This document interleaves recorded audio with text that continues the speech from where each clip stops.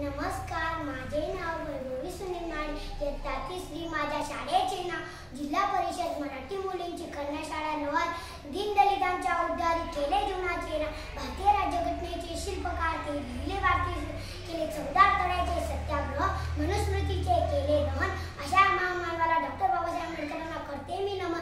मी माझ्या भाषणात सुरुवात करते. डॉक्टर बाबासाहेब आंबेडकर यांच्या नावाचा अर्थ म्हणजे बा म्हणजे बाणेदार ते स्वभावान.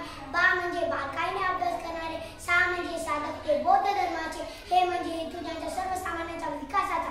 ब म्हणजे बदल समाजातून घडवून आणणारे. आ म्हणजे आनंद सर्वसामान्यांचा जीवनी आणलेला. ब म्हणजे बेधडक सत्याग्रह केला चौदार तळ्याचा. ड म्हणजे डगमगले नाही संकटे आल्यावर. क म्हणजे करते समाज उन्नतीचे. र म्हणजे रचिते भारतीय संविधान. गेले अनेक वर्ष चतुर्वर्णन व्यवस्थेच्या नावाखाली अन्याय सहन करणारे समाज बांधव ज्यांना खायला भाकरी व प्यायला पाणी व चालायला रस्ता मिळणे कठीण होता, अशा दीनदलितांच्या वेचा जाणून त्याचे अश्रू पुसण्याचे डॉक्टर बाबासाहेबांनी केले होते. अंधारलेले जीवन दिसत नव्हता. प्रकाशाचा किरण पुसणे त्यांचे अश्रू.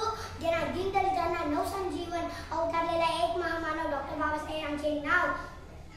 अशा महामानवाचा 14 एप्रिल 1891 रोजी मूळ या गावी झाला. लहानपणापासून हुशार व कुशाग्र बुद्धिमत्तेचे होते. त्यांची अनेक पदवी मिळवून होती.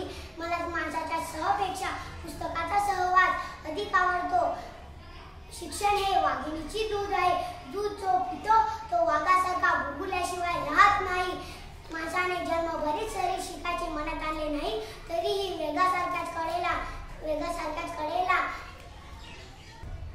असलेल्या गुजभर ज्ञानात फार झाले तरीही जाता येईल असे त्यांच्या मनात होते. शिका, संघटित व्हा आणि संघर्ष करा. मुखी हा क्रांतिकारी संदेश त्यांना दिला.